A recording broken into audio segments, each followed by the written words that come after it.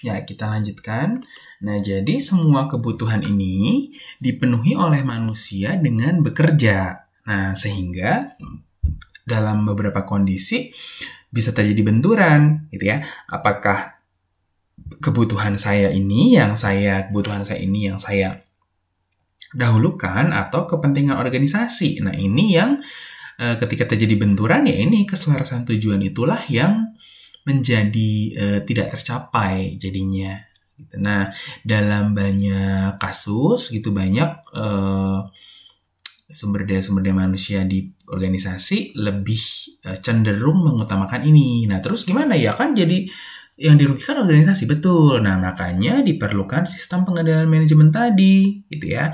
Sehingga ya kebutuhan-kebutuhan ini ya silakan yang bersangkutan mengelola dirinya sendiri untuk mencapai. Karena kan yang tadi saya sampaikan ya, sebetulnya kebutuhan ini itu kan tercapai dengan sebuah sensasi di dalam diri masing-masing setiap individu, gitu ya. Artinya kalau sensasi itu si individu yang bersangkutan itu bisa menciptakan sendiri sebetulnya, ya sudah tercapai atau belum, karena sifatnya relatif gitu. Nah, kalau di perusahaan atau di organisasi, makanya mereka menciptakan SPM ini, ukuran-ukuran kinerja yang harus dicapai itu, supaya apapun kepentinganmu, hei karyawan-karyawan, itu urusanmu sendiri, tapi yang penting tujuan perusahaan ini tercapai terlihat dari ukuran-ukuran kinerja yang harus Anda capai. Nah, alangkah baiknya memang jika perusahaan itu bisa menentukan ukuran kinerja bagi karyawannya, bagi anggota-anggota organisasinya, di mana ukuran-ukuran kinerja itu sesuai dengan kebutuhannya. Misalnya ya, seorang sales, seorang marketing gitu ya, dia dituntut untuk mendapatkan customer baru setiap bulan gitu ya, kebutuhan. Nah, ternyata si marketing tersebut ya, di kepribadiannya dia sendiri memang memiliki kebutuhan untuk rasa cinta dan memiliki yang cukup tinggi. Artinya ketika dia selalu bertemu dengan orang baru gitu ya, dan customer yang lama itu orang lama, artinya terus termaintain, dia merasa senang, bahagia di sana gitu. Dia ada rasa, aduh, orang yang lama ini, yang customer saya yang lama ini, dia merasa puas dengan saya gitu ya, merasa puas dengan maintain customer relationship dengan saya misalnya. Saya juga senang menginformasikan selalu info-info diskon terbaru, meskipun dia juga nggak selalu beli gitu, tapi respon dia tuh baik kepada saya, selalu tidak pernah mendiamkan saja, tapi juga memberi respon yang yang cukup baik responnya walaupun tidak membeli. Dan saya tuh suka untuk bertemu dengan customer baru gitu. Nah, itu sensasi rasa cinta memiliki yang dia capai. Nah, ketika dia mencapai itu dia menemukan sebuah kebahagiaan. Ukuran kinerja yang diberikan kepada sales yang bersangkutan itu adalah jumlah customer baru.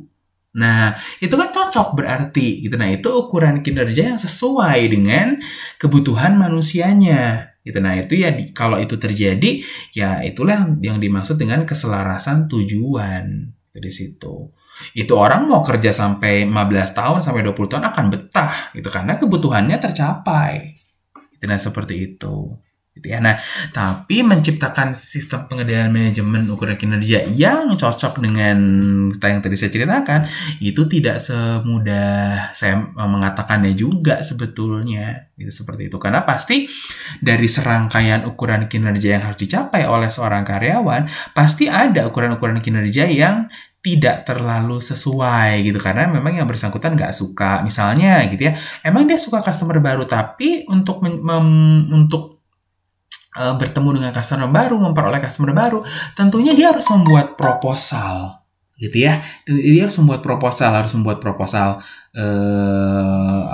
tertulis gitu, harus bekerja di balik layar. Nah, itu yang dia nggak suka sebetulnya. Tapi kan nggak bisa setiap perusahaan itu hanya ya udah kamu ada kerjanya bikin proposal, kamu yang sana lah. Nggak bisa begitu, karena orang yang jualan itu kan kalau dia tahu customer-nya siapa, ya dia akan lebih bisa membuat proposal sesuai dengan apa yang dia cari. Kalau orang lain yang membuat proposalnya belum tentu sesuai dengan apa yang akan nanti dilakukan gitu. Nah, itu sebetulnya. Itu. Ya, permasalahannya di sana sebetulnya gitu ya. Jadi pasti masih ada ukuran-ukuran kinerja yang dia tidak sesuai gitu. Nah, dan di sana ya itu ya di pekerjaan. Nanti kalau teman-teman bekerja segala itu kita seneng gitu dalam pekerjaan, tapi sebetulnya pasti masih ada gitu jenis pekerjaan yang kita tuh nggak suka sebetulnya pekerjaan itu. Tapi ya kita nggak bisa selalu ingin bertemu dan mengerjakan semua hal yang kita suka, nggak bisa teman-teman. Itu semua di dalam kehidupan tidak ada rumus yang seperti itu sebetulnya. Jadi kalau terus mencari itu namanya dreamy ya, itu namanya mimpi gitu ya. Terus aja silakan bermimpi seperti itu ya. Nah, dengan demikian ya semakin jelas bahwa gitu ya implementasi strategi itu menjadi hal yang bisa dikatakan tidak semudah membayangkannya gitu ya gitu. Artinya gini, peran implementasi itu memiliki peran yang besar sekali gitu, karena memiliki strategi itu kata hasil penelitian ya, itu dia baru 1% gitu kontribusinya. 99%-nya terdapat dalam implementasinya, di mana implementasi itu akan bertemu dengan hal ini.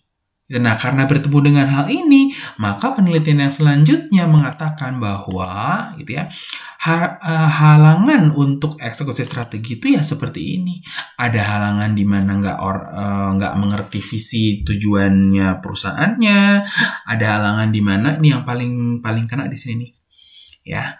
Nggak semua karyawan itu sadar gitu ya. Ini manajer maksudnya para pengambil keputusan, tapi bisa juga karyawan gitu ya.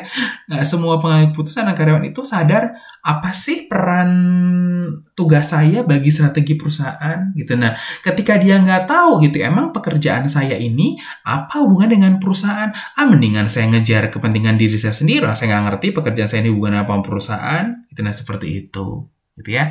Dan halangan yang lainnya, kalau halangan yang lainnya sih teknis sebetulnya ya, nggak kalau ini masih bisa berhubungan gitu kan. Ini kan top manajemennya nggak punya perhatian ya terhadap strategi perusahaan gitu. Nah, ya bisa aja dia misalnya ada sama top manajemen udah cukup gitu ya, mobil ges banyak, rumah udah banyak gitu, nyari apa lagi sih gitu. Nah, seperti itu.